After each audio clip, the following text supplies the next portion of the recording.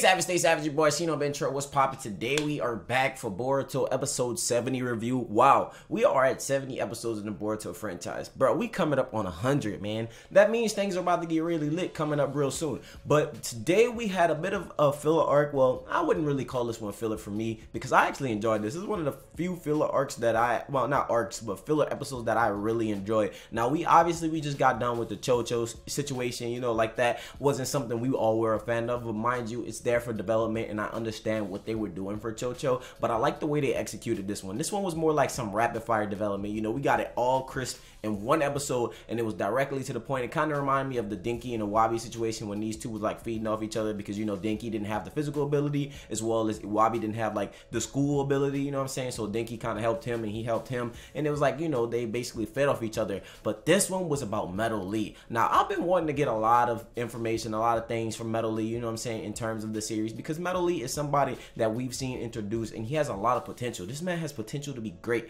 and it's like one of those things where we didn't get enough insight or backstory about him, so it kind of made me upset that I didn't get a lot of information about him early on, but like we still can see what he's gonna do and how he's gonna progress for the series. Now, seeing him and Rock Lee actually have like this cool father-son interaction was really dope. My boy was getting ready to teach him, but it was one of those things where Metal Lee was not ready because he was too worried about other people looking at him, and Rock Lee wasn't really feeling that, you know, and it was like really weird to see this character, you know, that has like this anxiety issue versus having Rock Lee, who was somebody that was originally in the original Naruto series with my guy, and this guy was very prideful. He was very like out there about himself, you know, he let people know he was very egocentric with it, you know what I'm saying? Obviously, you know, he was trying to like humble himself a little bit, but you know, he did boast about his strengths and his taijutsu, and he was letting everybody know how strong he was, because if you guys remember, this man called Sasuke out at the rip, you know what I'm saying? He was like, yo, I'm gonna win Sakura's heart. My dude was literally giving Sasuke the hands in the beginning of the series. Like, he was so fast that Sasuke couldn't even keep up with him. He was like, yo, I can see him with my Sharingan, but the man is moving so quick, I just can't keep up. And I was just like, yo, okay. So seeing Metal Lee be a character that's gonna be similar like that, you know what I'm saying, but he had this anxiety issue, was a complete 180, you know, because we obviously had my boy Rock Lee, who was just completely proud of his abilities and completely proud of his skills, and he didn't mind the spotlight being on him because, you know, he was always putting in work. So to see Metal Lee like that was just really weird off the rip, but now that he's confronting this issue is really dope. It was really interesting to see my boy, my guy, pop up in the series, and not to mention, you know, this man, my guy, was out here fighting on one leg. A lot of people probably won't speak in depth enough about this, but the fact that he said, you know, I can still fight, you know, I can still do it for a brief amount of time, I can still use my leg if I need it, but it's only for a short amount of time due to his rehabilitation and stuff like that. It was really dope. It gave me some nostalgia feels, man. I was like, yo, we gonna get to see this man really put the pause on people again, you know. But obviously this was more about Metal Lee and his development versus his anxiety. You know, obviously we got this moment where, you know, Rock Lee and him are training in the woods and getting ready to teach him the 8 gates, but Rock Lee was like, yo,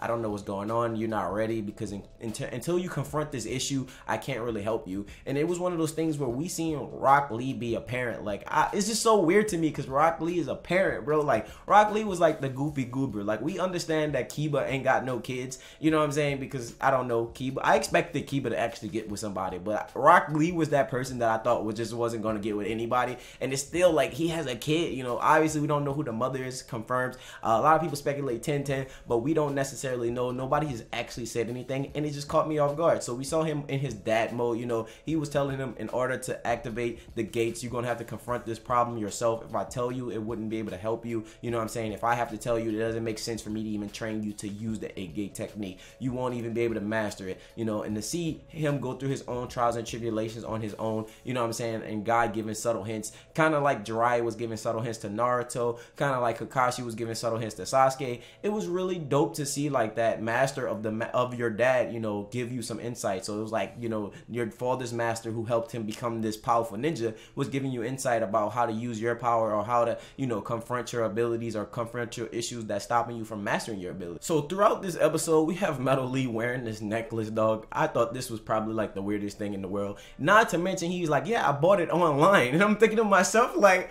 wait, you guys have the internet now? It's like, obviously, you know, they have iPads, little technology like games and stuff like that, sliding doors. They have revolutionary technology in the Naruto universe. But the way he said it, man, he was like, I bought this offline, and then he bought it, and he was like, some voodoo necklace that's supposed to like keep away, you know, the anxiety and stuff like that. And then it really didn't work. Not to mention, they even gave insight about them being on a mission, and you know, the reason why that thief got away was due to, you know, my man giving away a lot of the sound because he had too many of the necklaces on. You know, even Boruto Sarada was just laughing at him. It was kind of one of those things like, you actually don't believe this is gonna work. And I was just like, dang, my man is really looking for some type of way just to like, you know, go around the fact that he has to confront his anxiety. Even when he was walking up the stairs with my guy, you know, it was one of those things where he was doing a good job, he was doing a good deed, but like, since everybody looked at him, he just kind of backed down, and he was in that moment where he was just like, yo, what the heck? I think this is really good writing though, because his character is somebody who is going to be excelling in the series, and he has a lot of potential, because you guys know, look at his capabilities already. This man has master marksmanship with shuriken jutsu, you know what I'm saying, and he has some really fire taijutsu techniques already due to his development from his father and him being Rock Lee's son off the bat. You know, this man is going to be somebody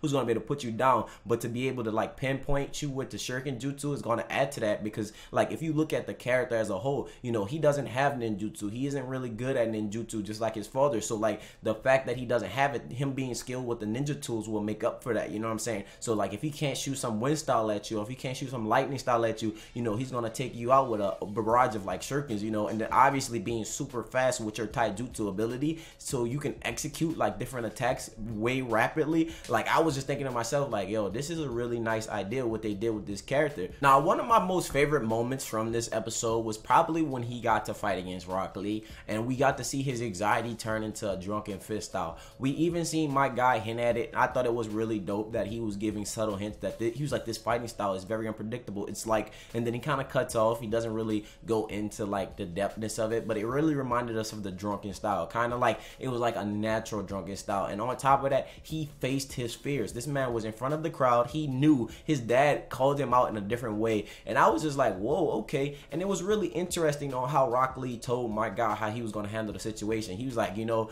obviously, you know, I can go by what you're telling me to do, my guy, but I have my own way about handling this situation. I'm gonna go about this with my own method. And he was like, yo, I challenge you, and I'm gonna invite a lot of people. So if you back down, this will let me know that you don't want to be a master of the 8-gate technique. You won't be able to master the 8 gates. And it was just like one of those things where Metal Lee was just like in that moment where he was just like, damn, my dad's really putting me on spot. This is not a joke, you know. This is not a jokey joke. You know what I'm saying? This is serious. Like, if I don't like appeal and like come through and like apply myself to this, it's gonna be one of those things where, you know, I just get completely shafted and everybody's gonna bully me, you know, make fun of me and laugh at me. And then it even happened when he got there, you know, when they were getting ready to scrap and tussle. It was one of those things where it was just like everybody was laughing because he was like getting punched around by his dad and stuff like that. I mean, it's expected because, you know, obviously it's Rock Lee, dog. Rock Lee was like, if you can land a solid hit on me, you win. Just one hit. And that was like some Rock Lee cocky-ish. I believe that Rock Lee kind of held back, obviously, because he is a kid. You know, we didn't see, you know, leaf hurricanes come out of nowhere, and we damn sure didn't see him drop them fire-ass weights.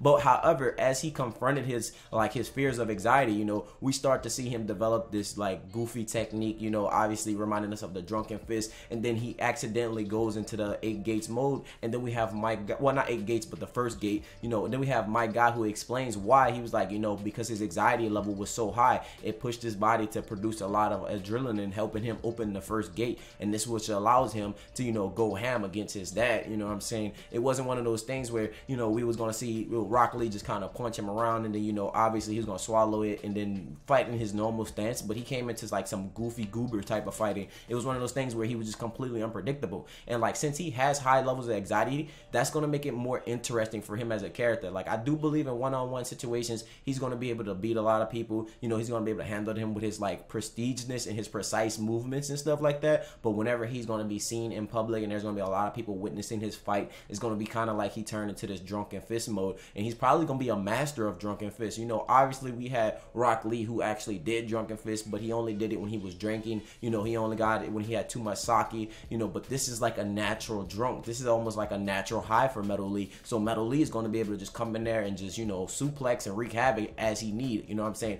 And not to mention, as goofy as he was still winning and everybody was on his side. And I thought that was really dope, man. I really thought that was interesting.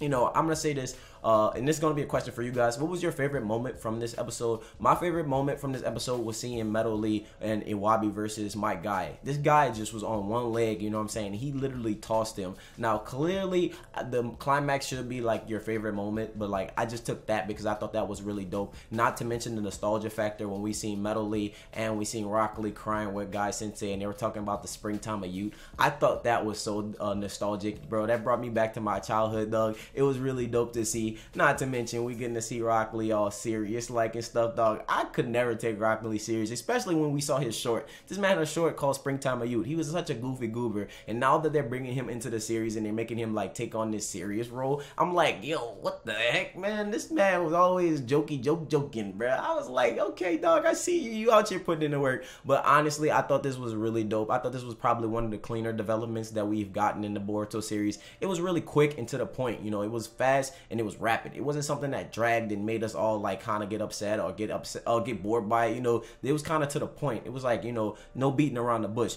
This is your problem, you know, face it head on. And if you face it head on, you'll be able to learn, you know, the 8-gate techniques. You'll be able to go into the first gate, second gate, third gate as you excel. But as long as you just hold this in and don't confront it, you know what I'm saying, you won't be able to excel through it. And that's what, you know, we seen my boy Metal Lee do. He accepted his fate. He was like, you know, regardless of situations, anxiety is a part of me. I'm gonna live with this anxiety because that's who I am. So I'm not gonna try to get rid of it by using a trinket. I'm just accept it for what it is, and I'm gonna carry that burden because that's my burden to carry, and I'm gonna power through it, and that's gonna in turn make me a stronger ninja. Because in order to like get over your fear, you have to face it. It's kind of like what Will Smith said on Twitter the other day. He was like, you know, the best things in life are on the other side of fear. You know, you can't see what you want because the fear is there, but if you swallow the fear and you just go through with it, you know, you might find the best things in your life on the other side of fear. And that's really what I see happening in this episode. So let me know your personal thoughts and personal opinions. If you guys enjoyed this review, make sure you hit that like button. If you're new to the channel, subscribe for daily content. Don't forget to cut on notifications so you get some bells. And with that being said, my name is Shinobi. Stay true and stay real. And until next time, see you guys later. Have a blessed day. Bye. Also, guys, don't forget we're doing a giveaway for one commission arc. Me and my boy GCLF. If you guys like to enter, all you got to do is go to this post on his Instagram account and then type in Shino X GCLF. Winners will be announced soon. Also, don't forget you guys have 17 days left to get your Hokage Karma Sale merch. The links are in the description below.